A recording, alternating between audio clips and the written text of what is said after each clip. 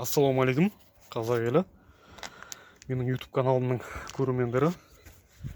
Жалпы шипырды жауып атқанда, үйдің шатырын жауып атқан кезде, мынандай шипырды қиюластырып жапқан кезде, осыншама қуысқап кетеді, зазор. Енді осыны болдырмау үшін, біздің ауылдың балалары YouTube'тан көрген ба, жалпы бұның әдемілеп жабу әдісін ойлап тауып жауып жатыр екен. Соны кішкене сіздерге бөлісейін деп отырмын, қалай істеу керектігін. Жалпы мынандай залдар болмай шығады екен. Мінеке.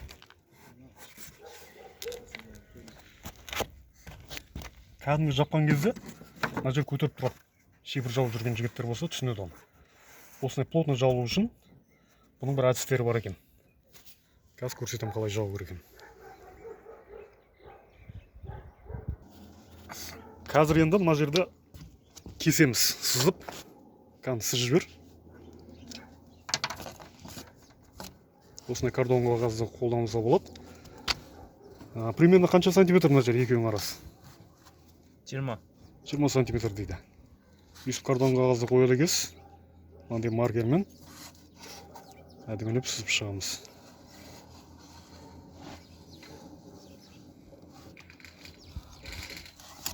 Өйстіп сызып аласыз да, осы бетіндегі шипырмен астындағы шипырды кесу керек екен, қиюласыз тұру үшін. Болгаркамен кесеміз.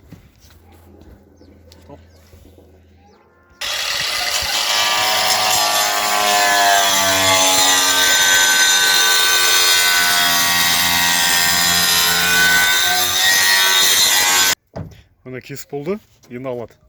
Көсек тап ұстау керек. Астыңғы жағындағысы кесілмейді, осылай.